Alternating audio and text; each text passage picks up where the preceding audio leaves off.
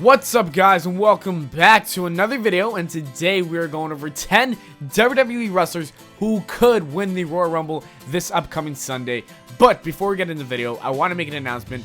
I'm trying to bring back my SmackDown vs. Raw 2007 GM mode, but I don't know if it should come back. And you guys need to let me know in the comments below. Just say yes, we want GM mode, no, we don't want GM mode. Also, I'll be commenting like, should it come back? Hopefully, if that gets 500 likes, it will come back. Anyways, back onto the video.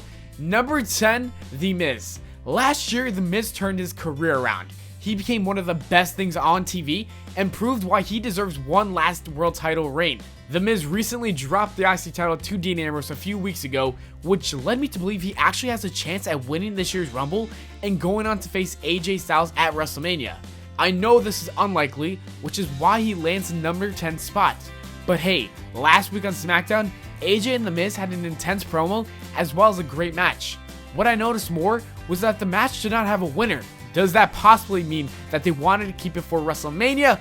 Who knows? Number 9, AJ Styles. Okay, I know by now many of you like, AJ is the world champion, yada yada yada. Well, I put AJ on this list because if he does lose his match against John Cena, I can see him entering the Rumble and winning it. John Cena and AJ Styles are always fire either in the ring or on the mic. I would love for AJ Styles to win the Rumble and face John Cena in a 2 out of 3 falls match. Cena is clearly not going to be on SmackDown on a consistent basis, and AJ has been doing great as a champion. Remember, this is only if AJ drops the title and enters the Rumble. Imagine that, AJ wins the Rumble and becomes a 2-time champion at WrestleMania. Number 8, Baron Corbin. Baron Corbin seems to be in line for a huge push as they want him to be the next big thing. Corbin is great in the ring and continues to improve on the mic every week. If you guys watch Talking Smack, you'll notice. WWE could possibly go all in and have Corbin win the Rumble match.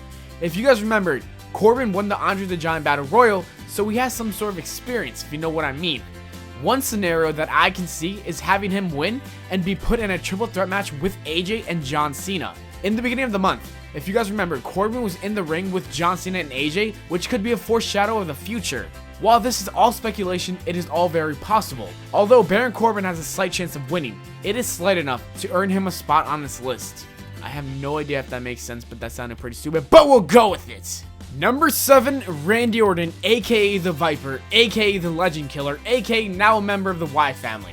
Randy Orton has had a confusing year. He returned to get destroyed by Brock Lesnar at SummerSlam, which was stupid. A few weeks after that, he started feuding with Bray Wyatt. Many found it stupid. Then he joined the Wyatts, and people were questioning how this was going to work. Well, it somehow did, and it is one of the hottest acts on TV. Anyways, it seems like they are ending this awesome but bizarre storyline. It looks like this was supposed to go longer, but they ended it a bit early, which has me to believe that it is because they want Randy Orton to win the Rumble and face the WWE Champion AJ Styles. That's even AJ Styles' dream match, so why not? Number 6, Braun Strowman. When Braun Strowman made his debut as part of the Wyatt family, people saw him as nothing more than just a big man for the faction. It turned out Vince McMahon wanted to give him a huge push, and in doing so, fans retaliated. He was even scheduled to face Undertaker at WrestleMania 32. Oh my, this man, that's crazy. But Vince McMahon played it safe and wanted to build him up slowly.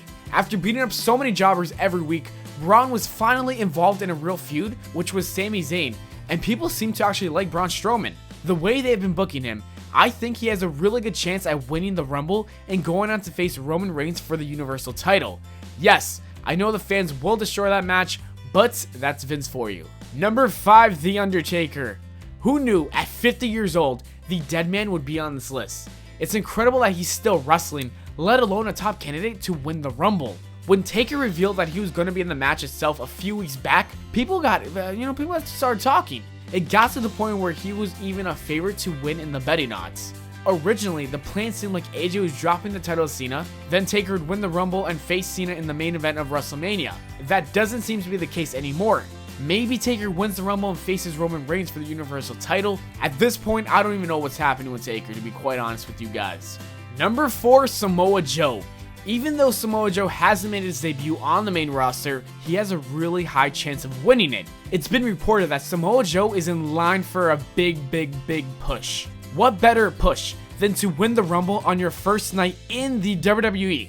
I could see him winning the Rumble and going on to face John Cena or AJ Styles for the WWE Championship. One thing's for sure, Samoa Joe must make his long-awaited debut at the events. Giving Joe this win would make him an automatic main eventer. It'll be interesting to see if WWE will pull the trigger or hold back. Number 3, Finn Balor. Finn Balor has been out of action for 6 months due to an injury he received during his biggest match ever. Seth Rollins botched his powerbomb, which led to Balor dropping his title the next night on Raw. It seems as if Balor was in line for a lengthy run and possibly the next big babyface of the company. I truly believe he can fulfill those shoes. Sorry, Roman Reigns. What would be a better return than coming back as number 30 and winning the Rumble to solidify your Universal title rematch? I think this could be something very big. Rumor has it that he must go over some tests first, so it isn't clear if he'll be back in time. But man, just imagine that pop. Number 2, Chris Jericho. Chris Jericho has never won a Royal Rumble in his entire career, which is really shocking. But what's more shocking is that he might win his first ever Rumble at the age of 46. Jericho and Kevin Owens are set to feud for WrestleMania. I think this would be a perfect way of having them break up. Owen tells Jericho that he should give up his opportunity to face Kevin Owens at WrestleMania. Chris Jericho looks at him and says no, turns face, and you get the point. I think KO and Jericho will have one of the best feuds going into WrestleMania 33, and therefore, the Universal title should be on the line. And number 1, we have Sami Zayn. Sami Zayn, in my opinion, is the favorite to win the Royal Rumble. I see Sami Zayn being the number 1 entrant in the Rumble and lasting throughout the whole thing to win it. After defeating Seth Rollins and earning his spot last Monday, I see this all being a big underdog storyline. He overcame so many obstacles and will win the big one at WrestleMania 33.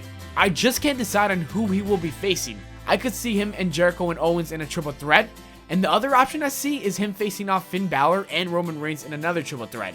Let's see if I'm right. Let me know who you think's gonna win in the comments below. As always, thanks for watching the video, guys. I hope you all enjoyed. If you did, do not forget to leave a like and subscribe for more. Also, make sure to follow me on Twitter at Valenplana. Check out my other channels, Official Life Hacks and NOLA VP, and I'll see you all later.